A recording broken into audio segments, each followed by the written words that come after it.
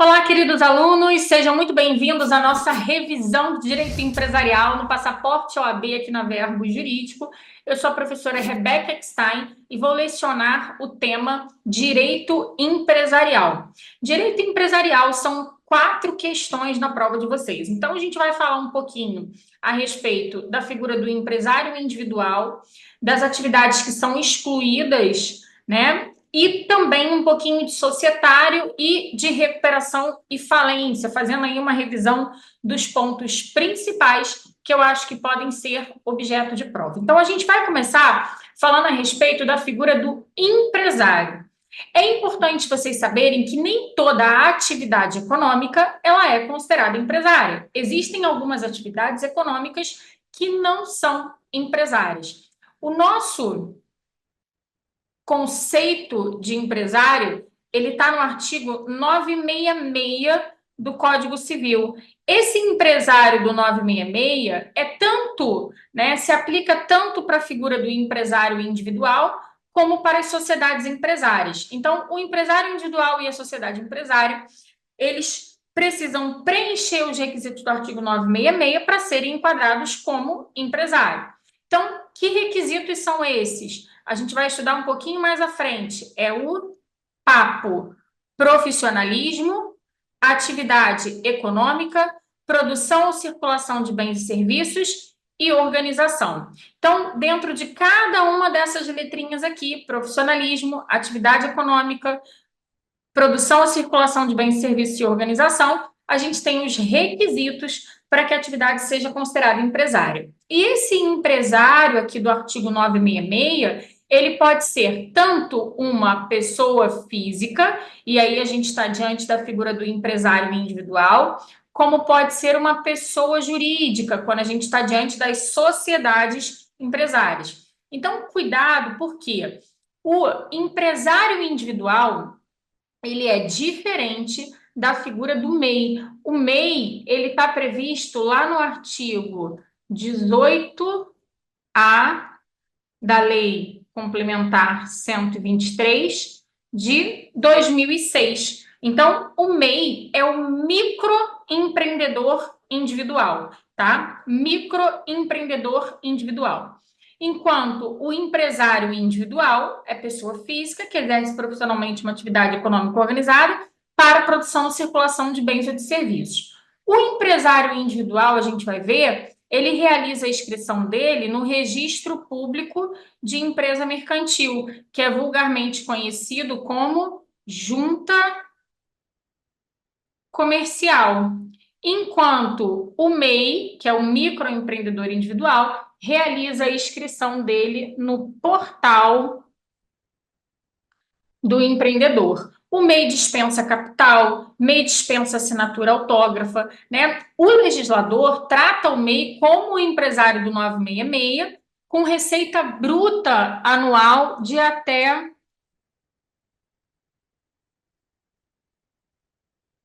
81.000, tá? Então, cuidado para vocês não confundirem a figura do MEI com o empresário individual. Já a pessoa jurídica, que são as sociedades empresárias, a gente tem no nosso ordenamento a sociedade limitada, que está prevista no artigo 1052 ao 1087, a sociedade anônima e a sociedade em comandita por ações, que são regidas pela Lei 6404 de 76, a sociedade em comandita simples, que está lá no artigo 1044 ao 1051, e a sociedade em nome coletivo, que vai do 1039 ao 1044. Perdão, a sociedade em comandita simples vai do 1045 ao 1051. E a sociedade em nome coletivo está regulada nos artigos 1039 ao 1044. Lembrando que desses tipos societários empresários, os que mais caem em prova é a sociedade limitada e a sociedade anônima, tá? Agora, vamos entender esse conceito de empresário que está no 966, já caiu algumas vezes em prova, e o conceito de empresa.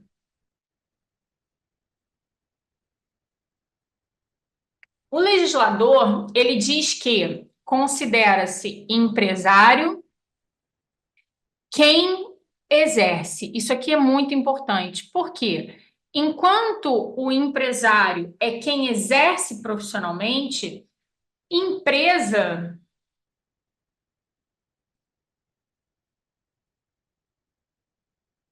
é a atividade econômica organizada para a produção ou circulação de bens ou de serviços. Então, o empresário é quem exerce, empresa é a atividade.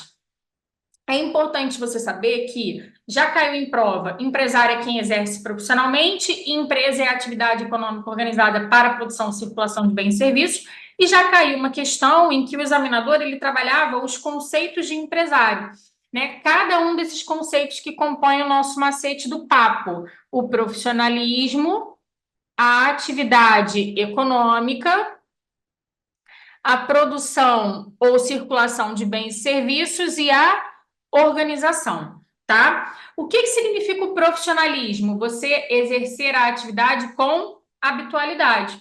Então, se você exerce aquela atividade de forma esporádica, você não vai ser considerado empresário. O que é atividade econômica? Atividade econômica é uma atividade que tem uma finalidade lucrativa. Consequentemente, aquelas atividades que não têm finalidade lucrativa, como a associação, fundação, né? Elas não são consideradas empresárias, elas são consideradas atividades de natureza simples. Também é necessário a produção de bens, circulação de bens, produção de serviço ou circulação de serviço. Então, qualquer atividade pode ser considerada empresária. Eu não preciso produzir e circular um bem ou um serviço. Eu posso produzir um bem, produzir um serviço, circular um bem ou circular um serviço, que a minha atividade vai ser considerada empresária, tá? Então, muito cuidado com os requisitos do artigo 966, porque ele já caiu algumas vezes em prova. Então, olha só, empresário, quem exerce profissionalmente, já caiu como gabarito dessa forma, e também quem exerce profissionalmente atividade econômica organizada para a produção e circulação de bens e serviços. E empresa, que também já foi objeto de prova 2 vezes o conceito de empresa, é a atividade econômica organizada para a produção e circulação de bens ou de serviços. Agora, existem algumas atividades que estão excluídas do conceito de empresário, que não são empresários. Por exemplo, o profissional intelectual. Então, olha o que o 966, parágrafo único, ele fala. Não se considera empresário. Então, eu não considero empresário quem exerce profissão intelectual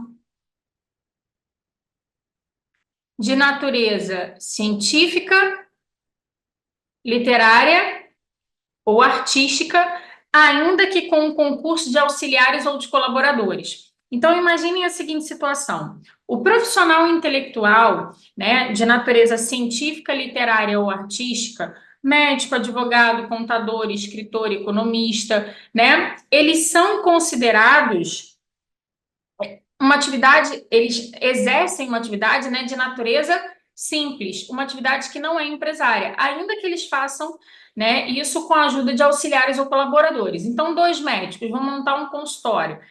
Esse consultório, ele tem natureza simples, não é considerada, essa atividade não é considerada empresária, porque o legislador optou por excluir do conceito de empresário o profissional intelectual.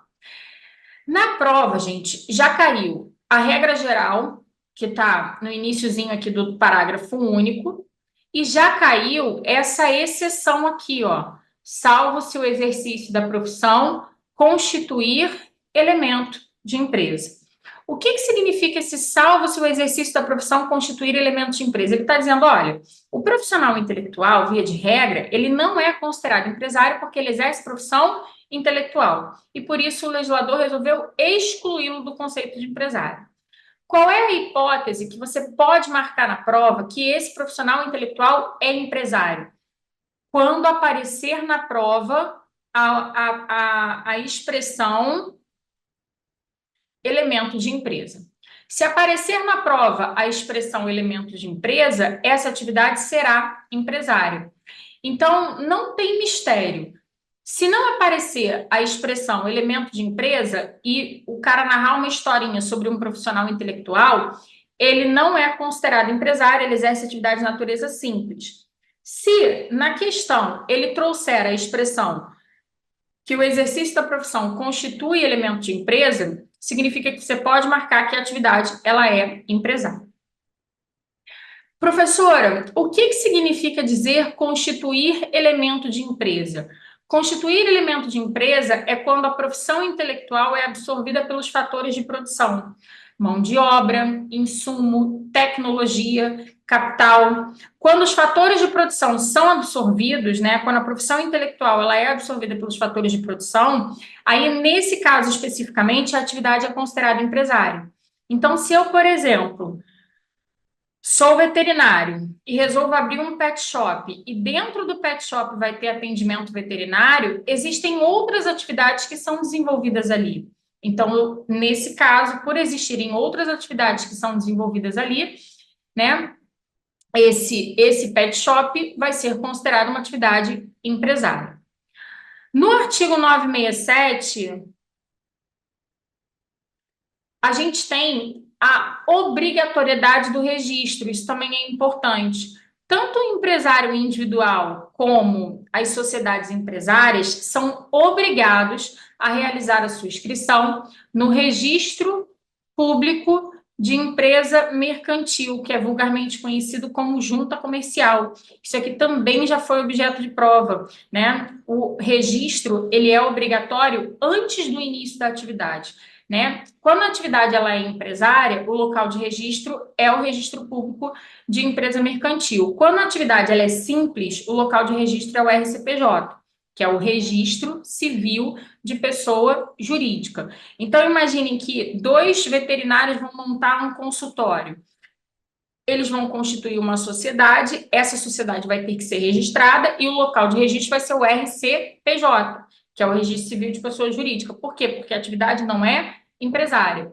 Se esses 2 veterinários forem abrir um pet shop, dentro do pet shop tiver o atendimento veterinário, aí a atividade passa a ser empresária e o local de registro vai ser o registro público de empresa mercantil. Então, tanto o empresário individual como a sociedade empresária realizam a inscrição no registro público de empresa mercantil antes de iniciar a sua atividade. No artigo 971, a gente tem a figura do rural. Aquele que exerce atividade rural, via de regra, ele também está excluído do conceito de empresário. Ele exerce atividade de natureza simples. Essa é a regra. Rural não é empresário. Rural exerce atividade de natureza simples. Agora, o legislador trouxe para o rural a faculdade de realizar a sua inscrição no registro público de empresa mercantil. Se o rural quiser realizar a sua inscrição no registro público de empresa mercantil, vulgarmente conhecido como junta comercial, o que vai acontecer? Ele vai ser equiparado à figura do empresário. E aí ele pode se valer, por exemplo, do Instituto da Recuperação Judicial ou da falência. Então, para o empresário, o registro na junta comercial, ele é facultativo. A lei, ela não obriga o rural a realizar a inscrição dele em nenhum órgão público. Se ele quiser fazer isso, ele pode fazer. E aí, nesse caso, ele é equiparado ao empresário individual na hipótese do artigo 971 e à sociedade empresária na hipótese do artigo 984, tá? Então, o rural, ele exerce atividade de natureza simples. Se o rural quiser ser equiparado ao empresário, ele precisa realizar a sua inscrição no registro público de empresa mercantil. Se ele fizer isso, ele vai ser equiparado ao empresário individual na hipótese do 971 ou da sociedade empresária na hipótese do artigo 984. Uma novidade que a gente tem aqui no parágrafo único é quanto à associação, né? Agora, a associação que desenvolve atividade futebolística em caráter habitual e profissional pode realizar a sua inscrição na junta comercial. Se ela fizer isso, realizar a inscrição na junta comercial, ela vai ser equiparada também ao empresário, na hipótese do 971. Então, ou a sociedade empresária na hipótese, né, a sociedade empresária na hipótese do 984. Então, cuidado, porque aquele que desenvolve, né, cuidado, aquele que desenvolve atividade que não tem finalidade lucrativa não é considerado empresário. A gente viu, para ser empresário, a finalidade tem que ser lucrativa. A associação não é empresária, só que o legislador trouxe aqui uma faculdade da associação realizar a sua inscrição na junta comercial e ser equiparada, ser considerada como empresária. Para isso, gente, a questão tem que ser muito clara e dizer que a atividade, né, que a associação desenvolve atividade futebolística em caráter habitual e profissional. Tem que trazer esses elementos aqui do 971, parágrafo único. Se for qualquer associação, não pode realizar a inscrição no registro público de empresa mercantil. A associação, ela realiza a sua inscrição no RCPJ, que é o Registro Civil de Pessoa Jurídica. A associação que desenvolve atividade futebolística em caráter habitual e profissional pode realizar a sua inscrição no registro público de empresa mercantil e aí, nesse caso, ela vai ser considerada empresária.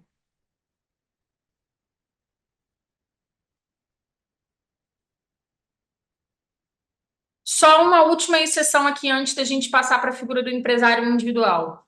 A gente tem também as cooperativas. Nos termos do artigo 982, parágrafo único do Código Civil, independentemente do objeto,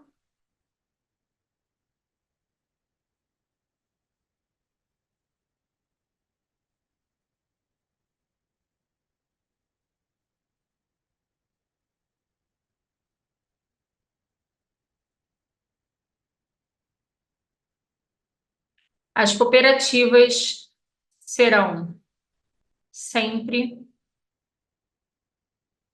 simples.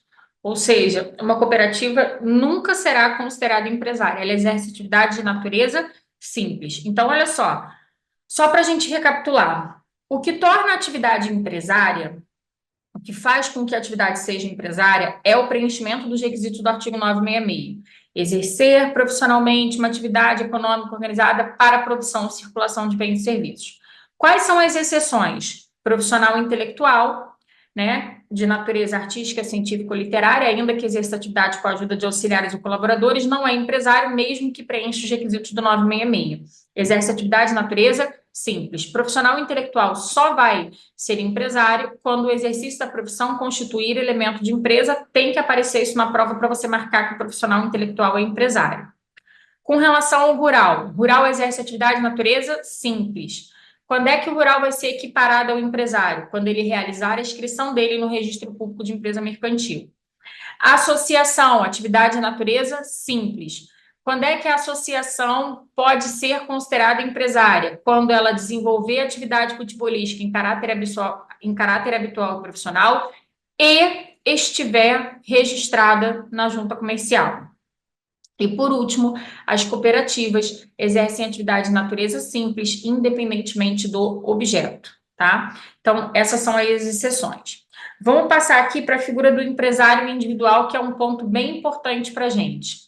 O empresário individual aqui, a gente está falando da pessoa física. Mesmo que ele tenha, né, o seu registro na junta comercial e adquira um CNPJ, que é o Cadastro Nacional de Pessoa Jurídica, o empresário individual, ele não é pessoa jurídica, ele é pessoa física que exerce profissionalmente atividade econômica organizada para a produção e circulação de bens e serviços. Para eu poder ser empresário individual, o artigo 972 menciona que é necessário que eu esteja em pleno gozo da capacidade civil e não tenha nenhum tipo de impedimento. Quando é que você, né, adquire a capacidade civil, o pleno gozo da capacidade civil? Normalmente, quando você completa a maioridade. Então, quando você completa 18 anos, você está apto a praticar todos os atos da vida civil, né? Então, você passa a ter tanto capacidade de direito como capacidade de fato. Agora, é importante destacar aqui que os emancipados, que estão lá no artigo 5º do Código Civil, né? Eles estão em pleno gozo da capacidade civil. Então, emancipado também pode ser empresário individual. Quem é que tem impedimento para ser empresário individual? Normalmente cai na prova a figura do servidor público e do militar na ativa. Servidor público aqui, gente, todas as esferas, tá? Eu posso ter do técnico ao analista, ao juiz, servidor público em geral. Militar na ativa, as três forças. Além disso, a gente tem também condenados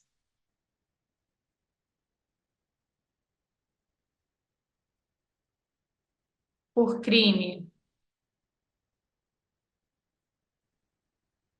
alimentar não reabilitados.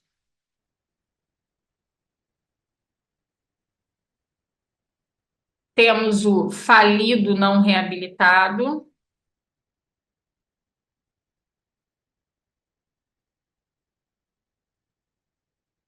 e deputado estadual, federal,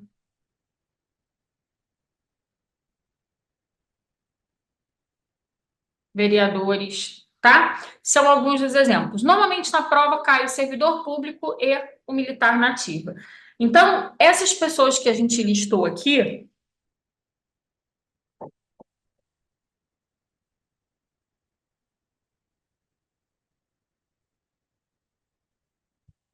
elas têm impedimento legal para ser empresário individual.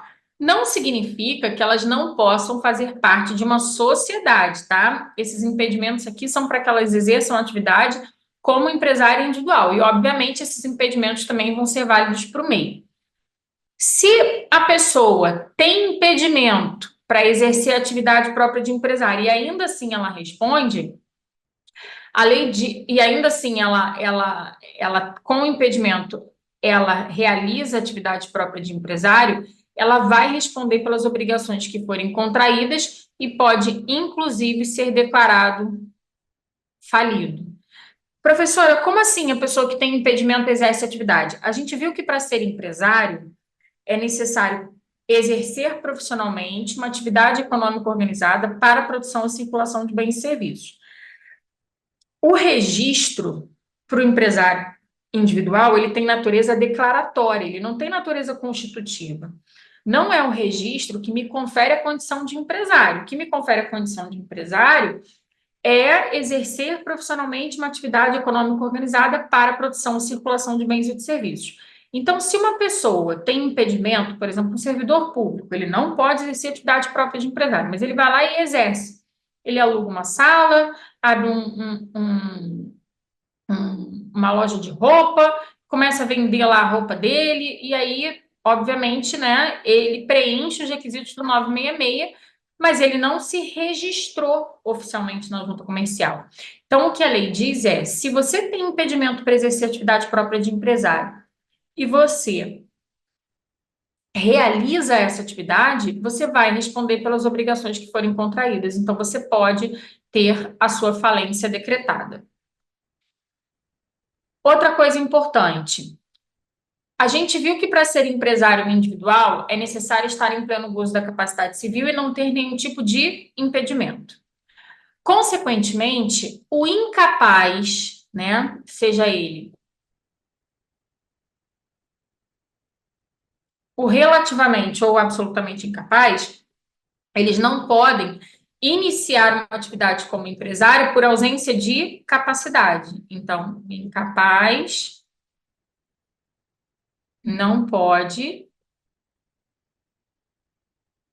iniciar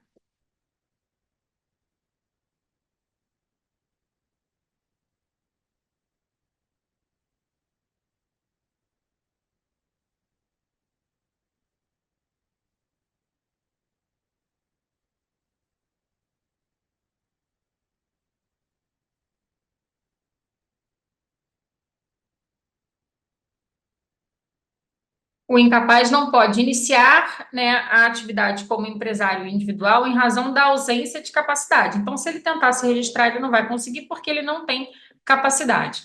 Agora, a lei autoriza que esse incapaz, seja ele relativamente incapaz ou absolutamente incapaz, se ele estiver representado, aqui é o caso do absolutamente, ou se ele tiver assistido,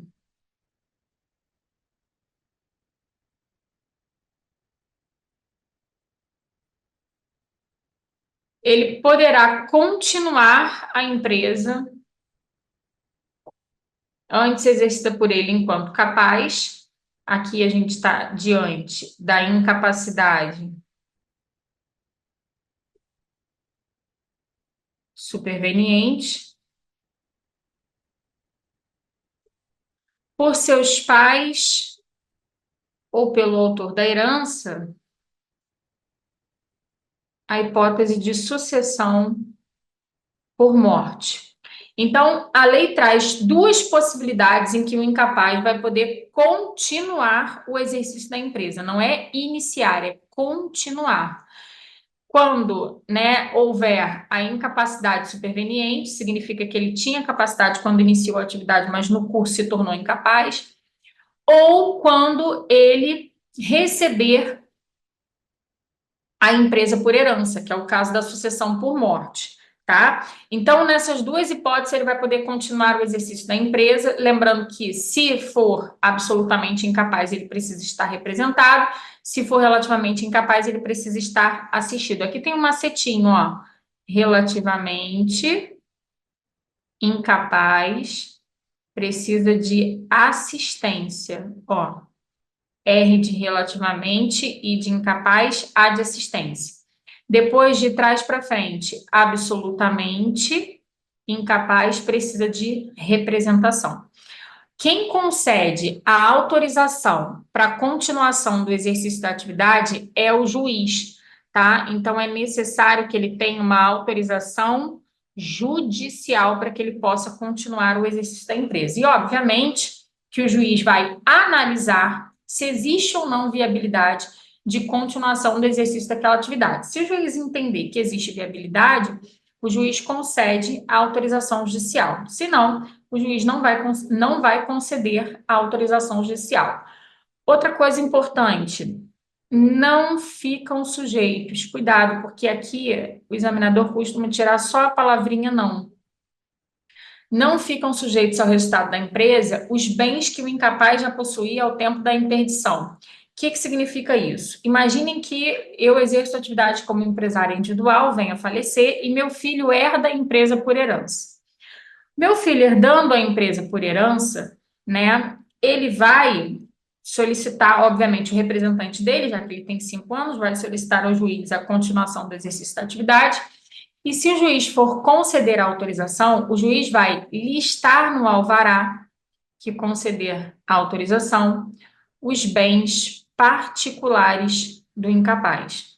E esses bens particulares, eles não ficarão sujeitos ao resultado da empresa, tá? Então, não ficam sujeitos ao resultado da empresa os bens particulares que o incapaz já tinha antes da sucessão ou da interdição.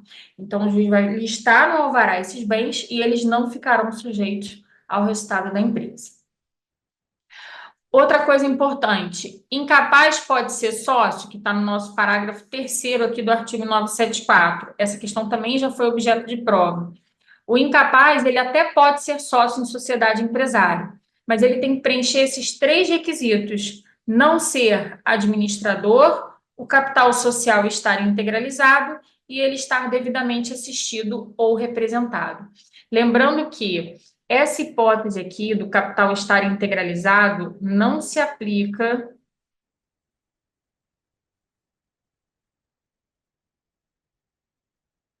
para a sociedade anônima. Na sociedade anônima, o incapaz pode ser acionista, desde que ele não exerça a administração e ele esteja devidamente assistido ou representado, a depender da incapacidade. Então, é só vocês lembrarem, ó, relativamente incapaz assistido.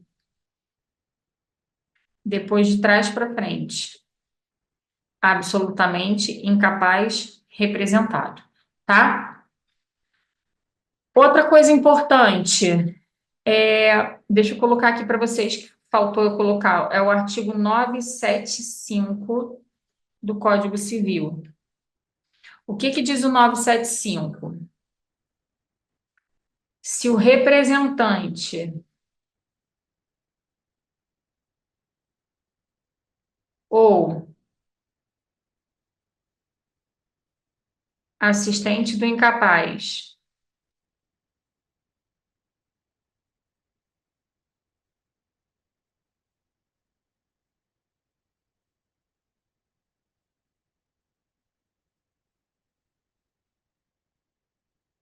que por disposição legal tenha impedimento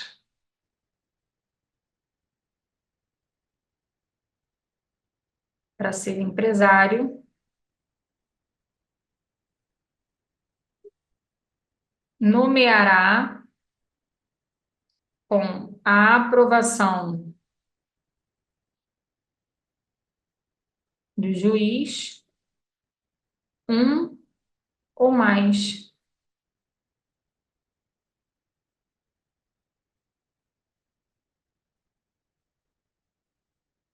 gerente. Esse artigo 975, ele já foi gabarito de prova 4 vezes, tá, gente? Então, cuidado com ele.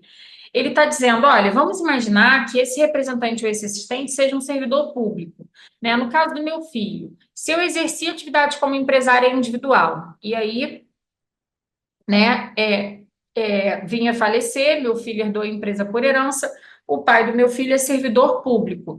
Nesse caso, ele sendo servidor público, ele pode ser nomeado como representante, só que ele vai ter que nomear com a aprovação do juiz um ou mais gerentes. Vamos para as sociedades agora. As sociedades, elas se dividem em sociedades despersonificadas, que são aquelas sociedades que não possuem personalidade jurídica,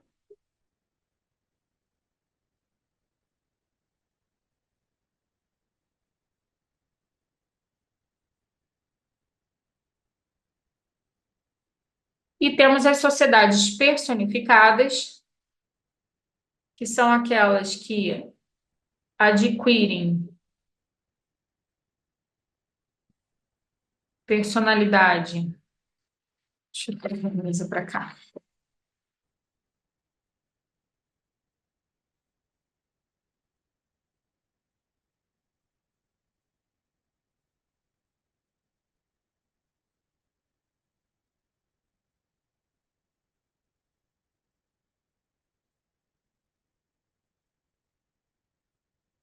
Elas adquirem personalidade jurídica com a inscrição do ato constitutivo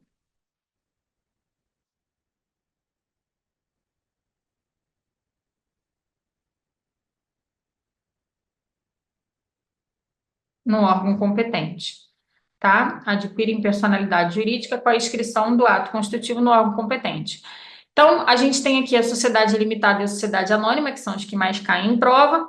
A sociedade em nome coletivo, comandita simples e comandita por ações, também são empresários, mas têm uma incidência menor em prova. Lembrando o seguinte, a gente tem lá no artigo 50 do Código Civil o Instituto da Desconsideração da Personalidade Jurídica. A desconsideração da personalidade jurídica, gente, só se aplica para as sociedades personificadas, que são aquelas que têm personalidade jurídica, porque desconsideração da personalidade jurídica é você desconsiderar a personalidade jurídica momentaneamente para conseguir atingir o patrimônio do administrador ou do sócio que tenha praticado, né, que tenha praticado o abuso da personalidade, se beneficiado direto ou indiretamente pelo abuso da personalidade jurídica. Já as sociedades despersonificadas, elas não têm personalidade jurídica. Por não terem personalidade jurídica, não tem como desconsiderar a personalidade jurídica, tá? Vamos trabalhar a sociedade comum em conta de participação. A sociedade comum é aquela que não tem o seu ato constitutivo levado a registro no órgão competente. Então, ela celebrou um contrato de sociedade, os sócios celebraram um contrato de sociedade, mas não registraram esse contrato. Então, enquanto não for registrado no Registro Público de Empresa Mercantil, ela é considerada uma sociedade comum, né? O capítulo de sociedade comum vai do 986 ao 990 do Código Civil. No que for omisso, aplica-se subsidiariamente as normas de sociedade simples, tá? Como é que eu faço para provar a existência da sociedade se ela não registrou o contrato? Cuidado, os sócios, seja nas relações entre si ou com terceiros, somente conseguem comprovar a existência da sociedade por escrito. Agora, terceiro que está contratando com a sociedade pode provar a existência de qualquer modo. Então, na prova, ele costuma trocar isso, tá? Terceiros podem provar de qualquer modo e os sócios somente por escrito. Como essa sociedade ela não tem personalidade jurídica, consequentemente, ela não tem nome, nacionalidade, domicílio e patrimônio. Então, os bens e as dívidas vão constituir o que a gente chama de patrimônio especial. Então, os bens e as dívidas constituem esse chamado patrimônio especial, do qual os sócios são titulares em comum.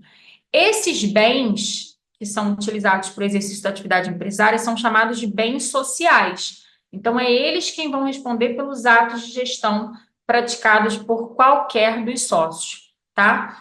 E, nesse tipo societário, a responsabilidade dos sócios, ela é solidária e ilimitada, excluído do benefício de ordem aquele que contrata pela sociedade. O que significa isso, professora? Na sociedade comum, a responsabilidade dos sócios vai ser solidária e ilimitada, ficando excluído do benefício de ordem aquele que contrata pela sociedade. O que é benefício de ordem? É você pedir para exaurir primeiro esses bens aqui sociais para depois adentrar no patrimônio do sócio. Então, quem contrata pela sociedade comum não pode se valer do benefício de ordem, o que significa dizer que pode ter o seu patrimônio pessoal atingido diretamente por dívida da sociedade. A sociedade em conta de participação, que é o segundo tipo despersonificado, vai do 991 ao 996 do Código Civil, tá? A sociedade em conta de participação é um tipo de sociedade de investimento que conta com a figura de dois sócios, o chamado sócio ostensivo, né, que é aquele quem pratica o objeto. Então, a atividade constitutiva do objeto, ela é exercida unicamente pelo sócio ostensivo, e ele faz isso em seu nome individual e sob sua própria e exclusiva responsabilidade. E a gente tem um outro sócio que é chamado de participante, ou também chamado de sócio oculto, que participa dos demais resultados correspondentes, tá? Obriga-se perante terceiro tão somente o sócio ostensivo. Então, quem contrata com o terceiro é o sócio ostensivo. O terceiro não sabe sequer da existência dessa sociedade em conta de participação. O sócio participante, né, que é aquele que injeta dinheiro, que é o sócio oculto, ele deve fiscalizar as atividades do ostensivo, até porque é o dinheiro dele que está sendo investido ali, mas ele não pode tomar parte na relação do ostensivo com o terceiro. Se ele tomar parte na relação do ostensivo com o terceiro, ele vai responder solidariamente pelas obrigações em que ele intervir. A sociedade em conta de participação tem uma característica diferente das outras sociedades, que é justamente ela independer de qualquer formalidade. O que significa isso, professora, independer de qualquer formalidade? Que ela pode ser realizada por escrito, né? A sociedade pode ser constituída por escrito, de forma verbal, né? E pode ser provada por todos os meios de direito, porque se eu não exijo uma forma, eu não posso exigir também um documento para a prova da sua existência. Então, como ela independe de qualquer formalidade, e ela pode, inclusive, ser realizada de forma verbal, né, pode ser constituída de forma verbal, eu posso provar a existência de qualquer modo, diferente do que acontece na sociedade, sim, na sociedade comum, né, que a gente viu. Na sociedade comum, a prova da existência se dá por escrito, no caso dos sócios, nas relações entre si ou com terceiros, e terceiro pode provar a existência de qualquer modo. Aqui na sociedade em conta de participação, a sociedade pode ser constituída sem nenhuma formalidade. porque ela não tem nenhuma formalidade específica, e aí, consequentemente, a prova da existência pode se dar de qualquer forma, de todos os meios admitidos em direito. Outra coisa importante, essa sociedade tem uma característica peculiar, que é justamente o contrato social, mesmo arquivado, só produzir efeito entre os sócios e não conferir à sociedade personalidade jurídica. Qual é a regra no nosso ordenamento? Que a sociedade vai adquirir personalidade jurídica quando ela realiza a inscrição no órgão competente. A sociedade em conta de participação, ainda que ela, né, realize a inscrição no órgão competente, ela não vai adquirir personalidade jurídica, ela nasce e morre despersonificada.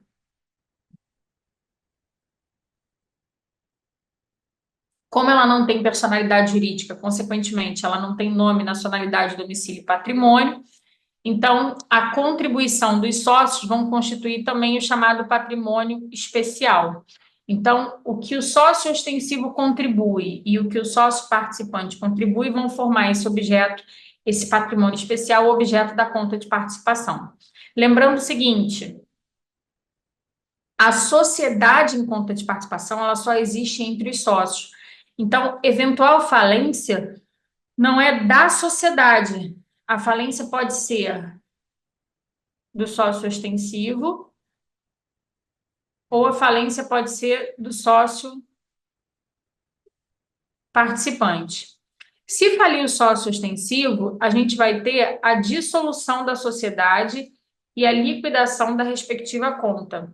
Se falir o sócio participante, o contrato social vai ficar sujeito às normas que regulam os efeitos da falência nos contratos bilaterais do falido, tá? Outra coisa importante, na sociedade em conta de participação, para o sócio ostensivo admitir novos sócios, ele depende do consentimento dos demais, salvo cláusula em contrário. Então, se eu quero, desculpa, se eu quero admitir novos sócios sem o consentimento, eu, ostensivo, tenho que colocar uma cláusula no contrato nesse sentido, tá? Então, salvo cláusula em contrário, o ostensivo ele não pode admitir novos sócios sem o consentimento dos demais. E eu vou aplicar a sociedade em conta de participação, subsidiariamente, e naquilo em que for compatível, as normas de sociedade simples. Gente, olha só, o capítulo de sociedade simples foi criado para aquelas sociedades que não são empresárias, tá? Mas ele se aplica subsidiariamente na omissão, naquilo que for compatível, tanto a sociedade comum, sociedade em conta de participação, sociedade em nome coletivo, sociedade em comandita simples e a sociedade limitada.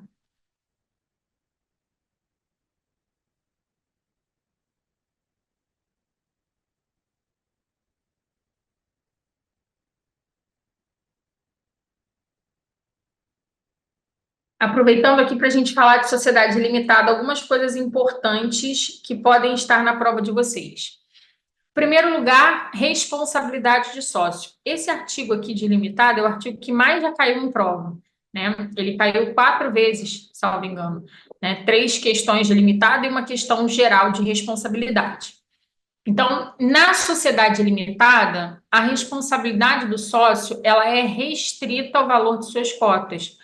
Então, o sócio tem responsabilidade limitada. Limitada a quê? As suas cotas. Só não pode esquecer que existe solidariedade pela integralização do capital. Então, eu respondo de forma limitada ao valor de minhas cotas, mas existe solidariedade na integralização do capital. Então, se tem aqui o sócio A e o sócio B. O sócio A subscreveu 50 mil cotas, o sócio B subscreveu 50 mil cotas. O sócio A pagou os 50 mil reais e o sócio B pagou 40 mil reais. Quanto que está faltando para integralizar o capital? 10 mil. Então, todos os sócios vão responder solidariamente por esses 10 mil reais, tá? Então, isso que ele quer dizer com responsabilidade solidária pela integralização do capital. Enquanto o capital, que é 100 mil reais, não for subscrito,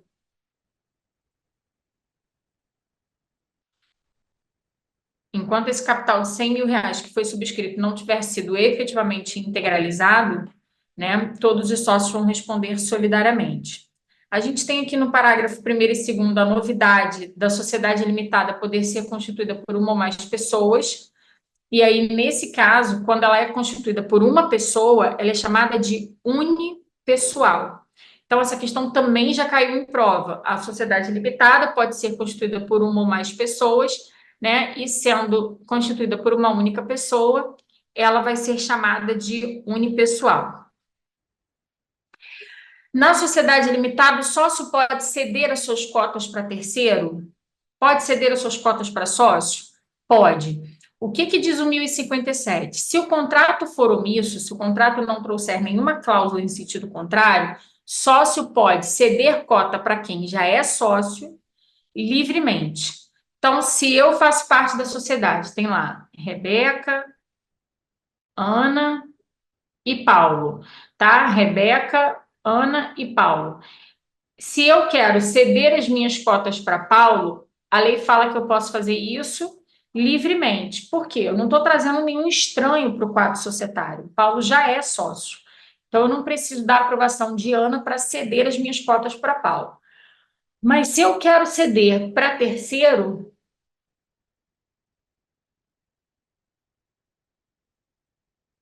aí não pode ter a oposição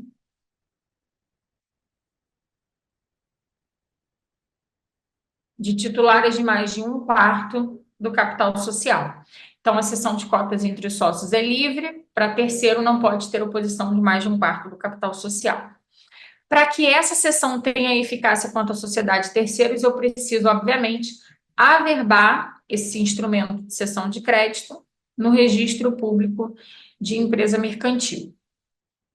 Outra coisa importante que a gente tem na sociedade limitada, sócio remisso. Sócio remisso é esse sócio aqui, ó, o sócio B, que subscreveu 50 mil e realizou só o pagamento de 40 mil. O sócio que subscreve e não integraliza, ele é chamado de sócio remisso. Então, o que a sociedade tem que fazer? A sociedade tem que notificar o remisso, nos termos do artigo 1004,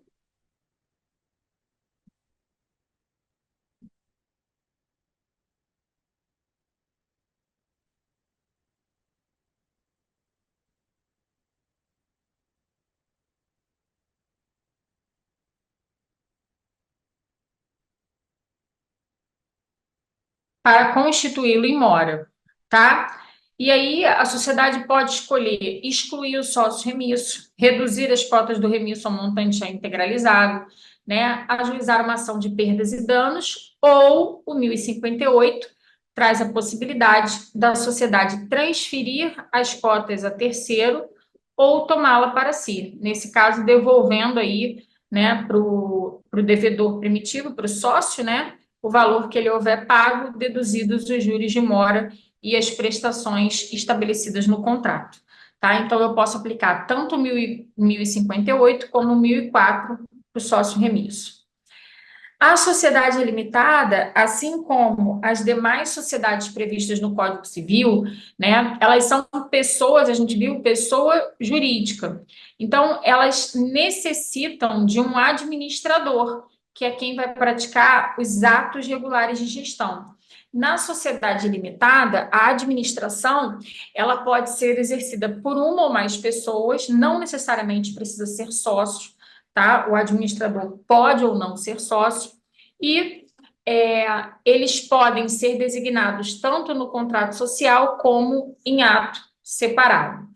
Quando essa administração ela for conferida a todos os sócios no contrato, tiver uma cláusula dizendo que todos os sócios vão realizar a administração de forma conjunta, se um desses sócios sair da sociedade e entrar outro no lugar dele, saiu João, entrou Maria, Maria não vai adquirir automaticamente a qualidade de sócio. Então, cuidado com o parágrafo único. A administração atribuída no contrato a todos os sócios não se estende de pleno direito aos que posteriormente adquirirem essa qualidade.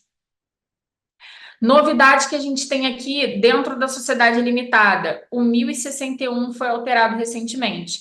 A designação de administradores não sócios, ela vai depender agora do quórum de no mínimo 2/3 dos sócios, enquanto o capital não tiver integralizado. Se o capital tiver integralizado, ela vai depender da aprovação de titulares das cotas correspondentes a mais da metade do capital. Então, se eu quero designar um administrador para a sociedade e esse administrador ele não é sócio, se o capital já estiver integralizado, eu dependo de quórum de mais da metade do capital social de aprovação para nomear esse administrador, e se não estiver integralizado, eu vou depender aí de no mínimo 2/3 dos sócios, tá? Esse administrador que for designado em ato separado, ele vai investir-se no cargo mediante termo de posse no livro de ata da administração. Deliberações na sociedade limitada, aqui a gente teve alteração também e isso já caiu em prova. Na sociedade limitada, né, as deliberações dos sócios, né, são tomadas por reunião ou por assembleia. Lá no artigo 1071, a gente tem as matérias que são objetos de deliberação de sócios. Qual é a diferença da reunião por assembleia, da reunião para assembleia? A reunião, o procedimento de convocação, ele é mais simplificado. Eu não preciso publicar 3 vezes em jornal de grande circulação, como acontece com a assembleia. Na assembleia, né, eu tenho que publicar em jornal de grande circulação, com intervalo mínimo, de acordo com a lei. Se a sociedade ela tiver mais de 10 sócios, é só você contar a palavrinha assembleia, ó. 1, 2, 3, 4, 5, 6, 7, 8, 9, 10. Se a sociedade tiver mais de 10 sócios, a deliberação tem que ocorrer obrigatoriamente por assembleia. Cuidado com isso. Na prova já caiu, ele colocou lá. Se o número de sócios for superior a 7, a deliberação deve ocorrer necessariamente por assembleia. Estava errado. Se o número de sócios for superior a 10, obrigatoriamente só vai poder, né, deliberar as matérias do 1071 através de assembleia. Qual é a novidade que a gente tem? Está no 1080A. A novidade é a possibilidade do sócio votar e participar à distância. Então, essa assembleia, desde a pandemia, né? Desde a pandemia, a gente teve a implementação da possibilidade da assembleia ocorrer de forma virtual. A assembleia ocorrendo de forma virtual,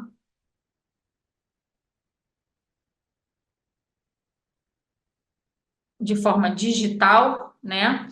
A assembleia ocorrendo de forma, a reunião da assembleia ocorrendo de forma digital,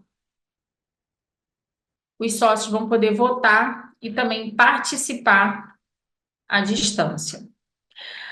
Recuperação e falência agora, umas dicas rápidas aqui para a gente fechar a nossa revisão. Lá no artigo 1º da Lei 11.101, a gente tem a aplicação da lei. A Lei 11.101, ela se aplica para quem? Ela se aplica para o empresário individual, que a gente acabou de estudar,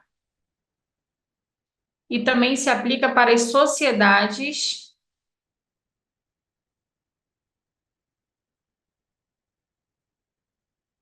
empresárias. Para quem a lei não se aplica, aqui a gente está, não se aplica, que está lá no artigo 2º, para empresa pública e sociedade de economia mista, instituição financeira público-privada, cooperativa de crédito, consórcio, capitalização, entidade de previdência complementar, operadora de plano de saúde e seguradora. Então, eu não aplico para instituição financeira pública ou privada, cooperativa de crédito, né, as administradoras de consórcio, seguradora, operadora de plano de saúde, capitalização e entidade de previdência complementar. Qual é o cuidado que vocês têm que tomar na prova? É com a alteração do artigo 6º, parágrafo 13º. Se a operadora de plano de saúde, ela for constituída sob forma de cooperativa médica, eu não aplico essa exceção do artigo 2º, inciso 2º, e ela vai poder se valer da Lei 11.101. Ela vai poder pedir recuperação ou ter a sua falência decretada.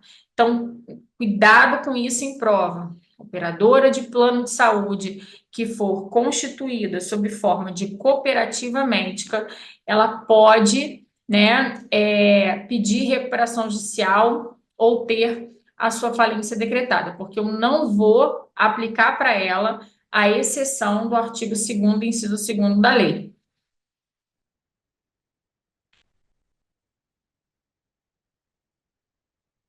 Outra coisa importante, juízo competente.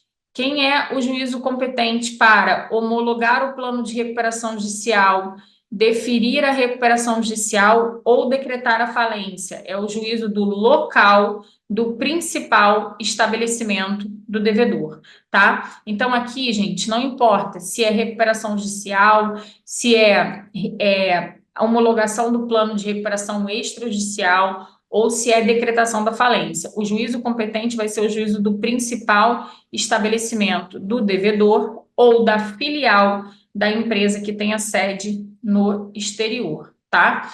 Então, a gente fala em homologação quando é recuperação extrajudicial, deferimento quando é recuperação judicial e decretação quando a gente estiver falando de falência.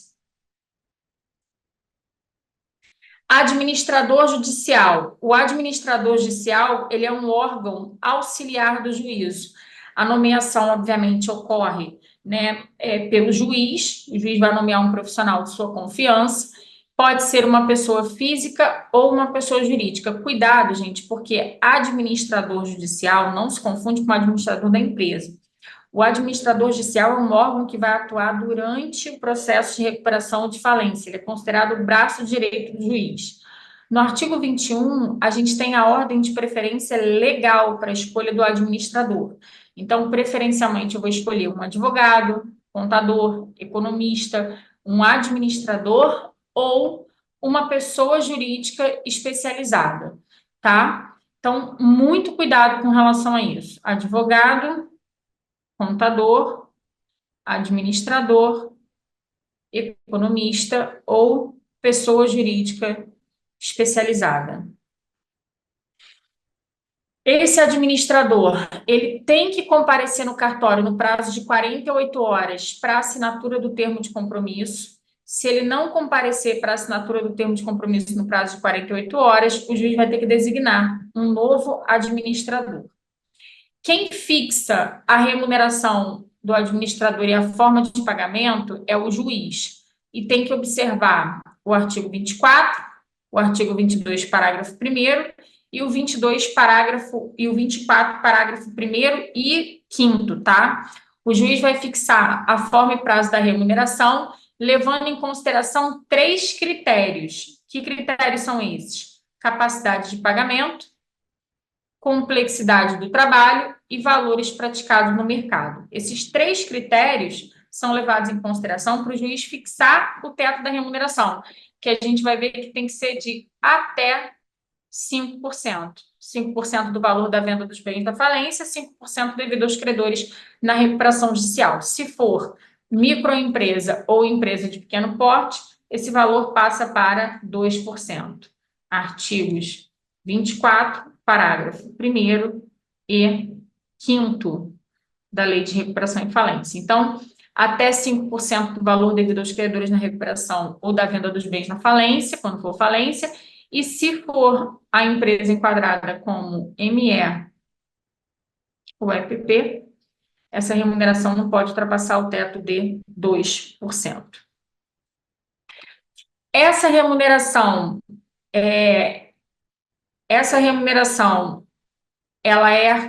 ela vai ser, né, quem vai arcar com essa remuneração é o devedor, quando a gente estiver falando de recuperação judicial, ou a massa falida, quando a gente estiver falando de falência. Isso aqui, a redação do artigo 25 já foi gabarito de prova também. Todos os créditos se submetem aos efeitos da recuperação judicial? Não, tá? Só vai se submeter aos efeitos da recuperação judicial todos os créditos existentes até a data do pedido ainda que não vencido, desde que não estejam presentes no artigo 49, parágrafo 3º e o 49, parágrafo 4º. Então, a gente tem aí 4 contratos que não se submetem aos efeitos da recuperação judicial.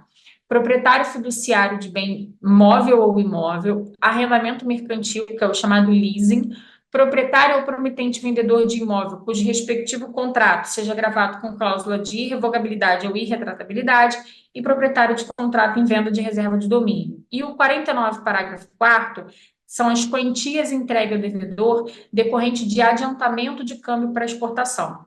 Esses contratos, eles não se submetem aos efeitos da recuperação judicial. O que significa isso? Que vai prevalecer os direitos de propriedade sobre a coisa e as condições contratuais, tá? Quais são os requisitos para a gente poder requerer recuperação? Para eu fechar aqui a nossa revisão. Em primeiro lugar, esse empresário precisa estar regularmente inscrito há mais de 2 anos. Então, ele tem que comprovar através da junta comercial que ele está inscrito na junta há mais de 2 anos. Ele não pode ser falido. Se foi, as obrigações dele precisam estar extintas por sentença transitada em julgado. Ele não pode ter a menos de 5 anos obtido a concessão da recuperação judicial. Ele não pode ter a menos de 5 anos obtido a concessão da recuperação judicial especial, que é aquela prevista para ME, EPP e agora também para o rural, cujo valor da causa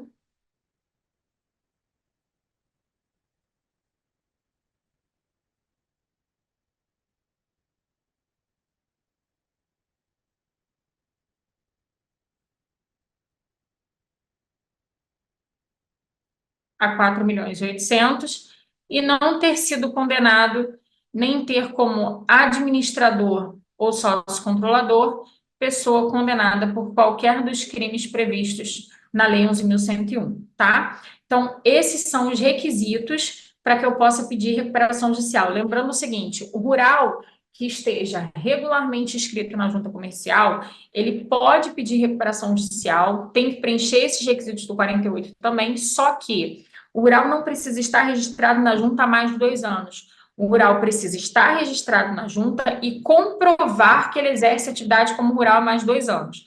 Então, se ele vem exercendo atividade como rural há 10 anos sem registro e ele se registra hoje, ele pode pedir recuperação judicial. Por quê? Porque ele consegue comprovar que ele já exerce atividade como rural há mais de 2 anos, tá? Fechamos aqui, então, a nossa revisão. Espero que vocês tenham gostado. Boa sorte para vocês que vão fazer a prova e a gente se encontra numa próxima oportunidade.